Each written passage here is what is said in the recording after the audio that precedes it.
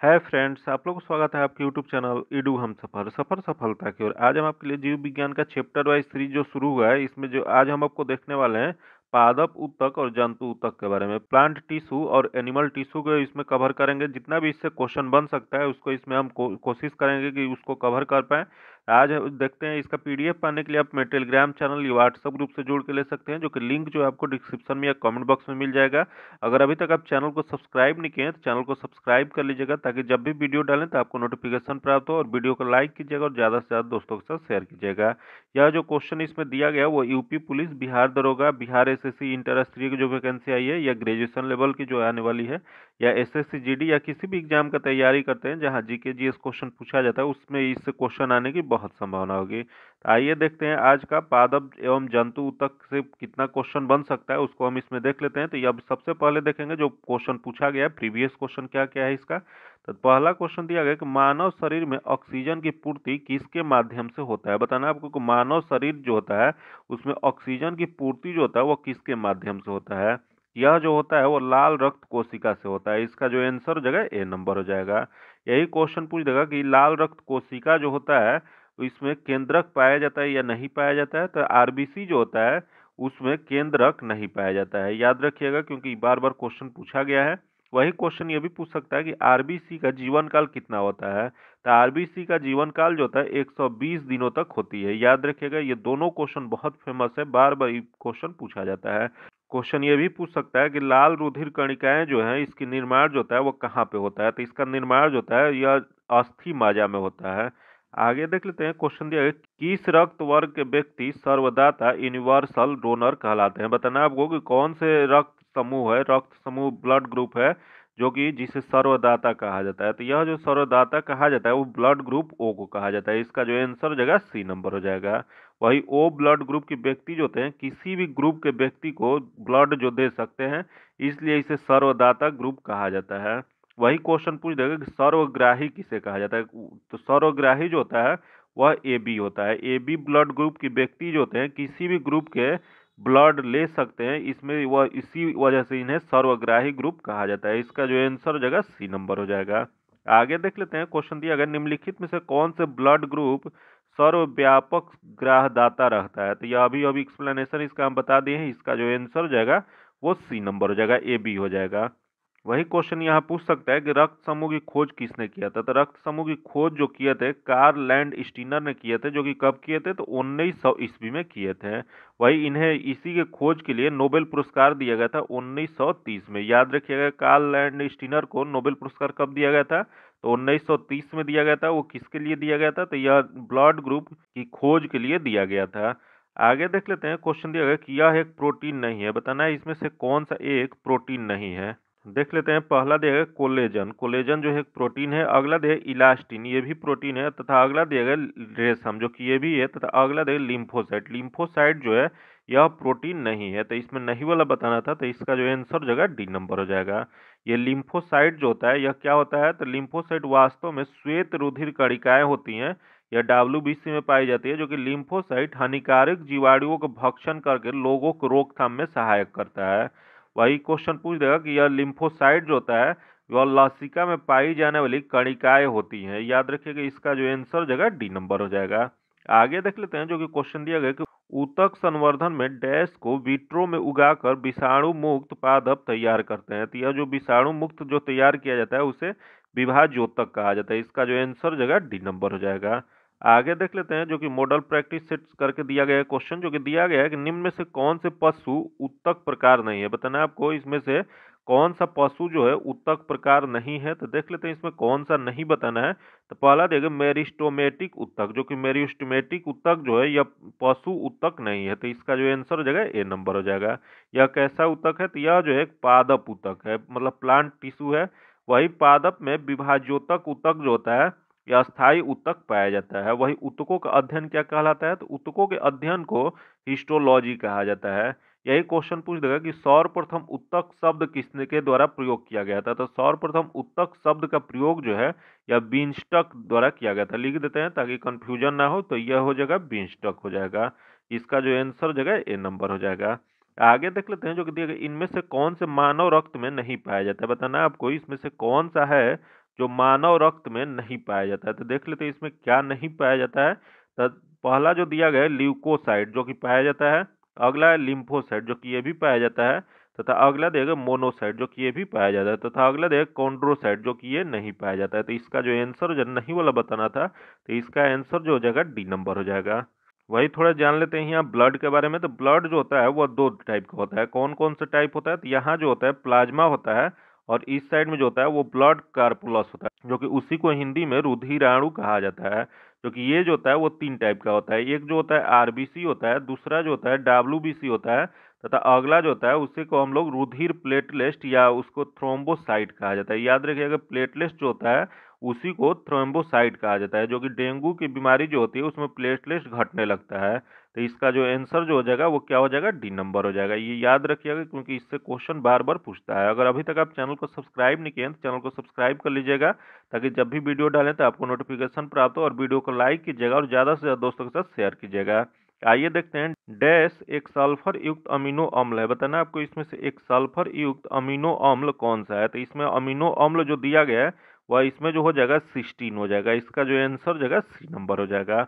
आगे देख लेते हैं जो कि क्वेश्चन दिया गया निम्नलिखित में से कौन से कथन सही नहीं है। इसमें बताना है कि कौन सा कथन दिया गया जो गलत दिया गया। तो देख लेते हैं इसमें गलत कौन सा है। तो पहला दिया गया अस्थि मज्जा मानव शरीर में लाल रक्त कणिकाओं का निर्माण करता है, जो कि सही है। अगला मानव की रीढ़ की हड्डी 28 कशेरुकी होते हैं, जो कि ये गलत दिया गया है। या वयस्क मानव जो होते हैं उसके मेरुदंड की कुल अस्थि जो होती है कितनी होती है? तो 26 होता है। वही बच्चों में कितने होते हैं? तो बच्चों में कुल 33 होते हैं। याद रखिएगा दोनों का, क्योंकि यहाँ जब वयस्क होगा तो वयस्क में 26 ही होता है, और यहाँ दिया गया 28, इस वजह से ये गलत दिया गया। और बच्चों में कुल 33 होता है। वही क्वेश्चन पूछ देगा खोपड़ी में कुल हड्डियां कितनी होती है। तो खोपड़ी में कुल हड्डी जो होता है वो 26 होता है। वही क्वेश्चन पूछ देगा कि स्तनधारियों के भ्रूणावस्था में अस्थियों का निर्माण कहाँ पे होता है। तो स्तनधारियों के भ्रूणावस्था में अस्थियों का निर्माण जो होता है मीसोडर्म में होता है। इसका जो आंसर हो जाएगा क्या हो जाएगा? गलत बताना था, तो इसका गलत जो हो जाएगा वो बी नंबर। इसका आंसर बी नंबर हो जाएगा। आगे देख लेते हैं मानव शरीर में वसा का पाचन मुख्यतः डैश में होता है। बताना आपको कि मानव शरीर में वसा का पाचन जो होता है मुख्यतः कहाँ पे होता है। तो यह जो होता है वो छोटी आंत में होता है। इसका जो आंसर हो जाएगा ए नंबर हो जाएगा। वही क्वेश्चन पूछ जाएगा कि मानव शरीर में पाचन की प्रक्रिया कहाँ से स्टार्ट हो जाता है। तो यह जो स्टार्ट जो होता है मुख गुहा से होता है। मुख गुहा में किस चीज का पाचन होता है? तो यह कार्बोहाइड्रेट का पाचन जो होता है मुख गुहा से प्रारंभ हो जाता है। वही ग्राहणी तथा छोटी आंत में क्षारीय माध्यम से कार्बोहाइड्रेट का पाचन होता है। वही प्रोटीन का पाचन कहाँ पे होता है? तो प्रोटीन का पाचन जो होता है अमाशय में प्रारंभ होता है। तो इसका जो आंसर हो जाएगा ए नंबर हो जाएगा।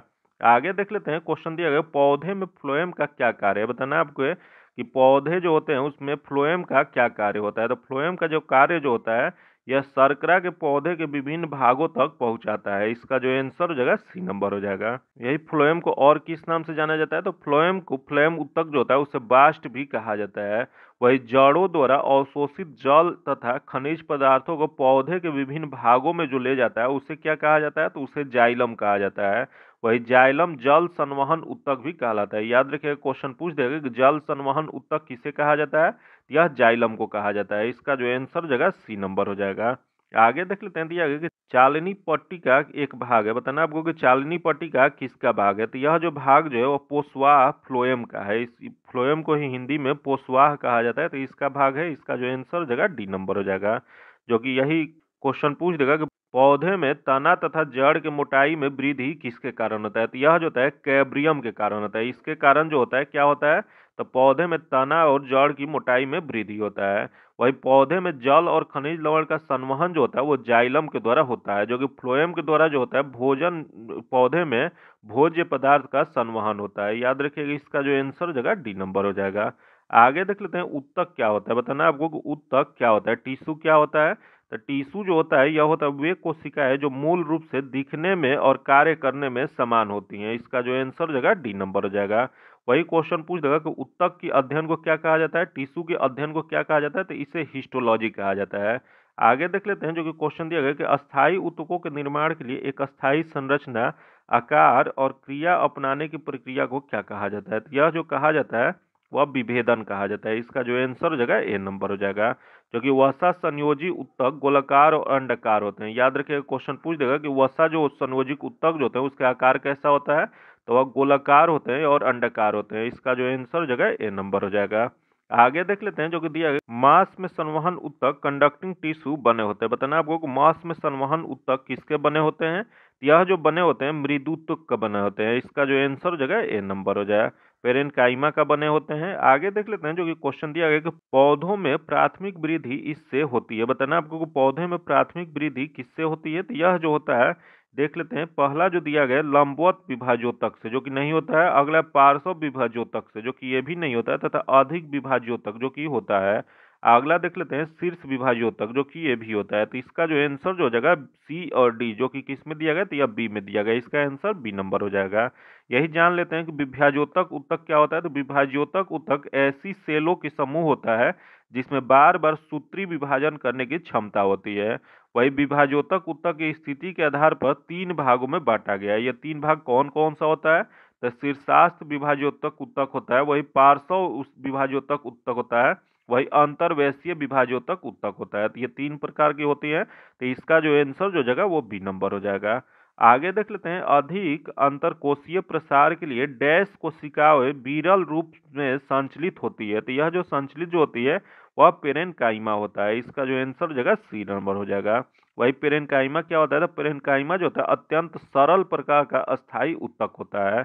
आगे देख लेते हैं जो कि क्वेश्चन दिया गया कि जंतु कोशिकाओं में वृक्क को यांत्रिक संवर्धन प्रदान करने के लिए डैश एपिथीलियम इसकी आंतरिक परत निर्मित करता है। तो यह जो निर्मित जो करता है, यह जो हो जाएगा वो आयत फलकी हो जाएगा, ये क्यूबाइडल हो जाएगा। इसका जो आंसर हो जाएगा डी नंबर हो जाएगा। वही जंतु उत्तक कितने प्रकार के होते हैं, तो जंतु उत्तक जो होते हैं एनिमल टिश्यू जो होते हैं वो 4 प्रकार के होते हैं। कौन कौन से होते हैं, तो एपिथीलियम उत्तक होते हैं, संयोजिक उत्तक होते हैं, पेशीय उत्तक होते हैं और तंत्रिका उत्तक होते हैं। ये 4 प्रकार के होते हैं। तो इसका जो आंसर हो जाएगा डी नंबर हो जाएगा। आगे देख लेते हैं, त्वचा के नीचे और आंतरिक अंगों के बीच डैश उत्तक बनता है। बताना आपको कि त्वचा के नीचे और आंतरिक अंगों के बीच कौन सा टिश्यू बनता है, कौन सा उत्तक बनता है। यह जो बनता है वह हो जाएगा वसा उत्तक। इसका जो आंसर हो जाएगा बी नंबर हो जाएगा। जो कि वसा एक कैसा उत्तक है, तो वसा जो होता है एक संयोजिक उत्तक होता है। जो कि वसा संयोजिक उत्तक में गोलाकार और अंडाकार कोशिकाएं पाई जाती हैं। जो कि इन कोशिकाओं में वसा जो होते हैं बूंदे भरी होती हैं। याद रखिएगा, क्वेश्चन पूछ देगा कि उसमें वसा किस रूप में रहता है, तो उसमें वसा की बूंदे की रूप में भरा रहता है। इसका जो आंसर जगह बी नंबर हो जाएगा। आगे देख लेते हैं, दिया हमारे शरीर में वसा संचायक उत्तक कौन सा है। बताना आपको कि हमारे शरीर में वसा संचायक उत्तक इनमें से कौन सा है, तो वसा संचायक उत्तक जो होता है एडिपोज उत्तक होता है। इसका जो आंसर जगह बी नंबर हो जाएगा। आगे देख लेते हैं, दिया गया कि पौधे में प्रोटीन और अन्य यौगिक के संश्लेषण में किस आवश्यक तत्वों का उपयोग किया जाता है। बताना आपको कि पौधे में जो प्रोटीन और अन्य यौगिक के संश्लेषण में किस आवश्यक तत्व का उपयोग किया जाता है। यह जो किया जाता है वो नाइट्रोजन का किया जाता है। इसका जो आंसर हो जाएगा ए नंबर हो जाएगा। वही क्वेश्चन ये पूछ सकता है कि हमारे वायुमंडल में कितने प्रतिशत नाइट्रोजन पाया जाता है। तो नाइट्रोजन जो पाया जाता है 78% पाया जाता है। वही नाइट्रोजन सभी जीवन रूपों के लिए अनिवार्य होता है। आगे देख लेते हैं, दिया गया निम्नलिखित में से कौन से मुख्य उत्तक है जो किसी पौधे में इसकी जड़ों से पत्तियों तक जल पहुंचाता है। यहाँ यहाँ मिट गया है, यहाँ पौधा हो जाएगा। तो किसी पौधे में इसकी जड़ों से पत्तियों तक जल पहुंचाने वाले को कौन सा उत्तक है, तो यह जो हो जाएगा जल से जल होता है। तो जल जो पहुंचाता है उसे जाइलम कहा जाता है। इसका जो आंसर हो जाएगा सी नंबर हो जाएगा।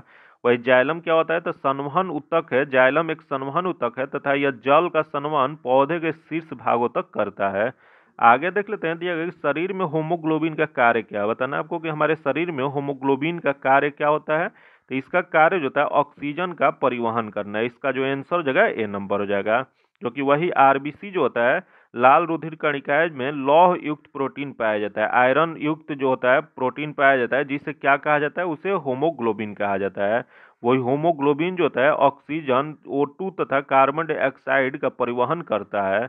वही श्वसनांगों में होमोग्लोबिन ऑक्सीजन को अवशोषित करके एक अस्थायी यौगिक बनाता है जिसे ऑक्सी होमोग्लोबिन कहते हैं। तो इसका जो आंसर जगह ए नंबर हो जाएगा।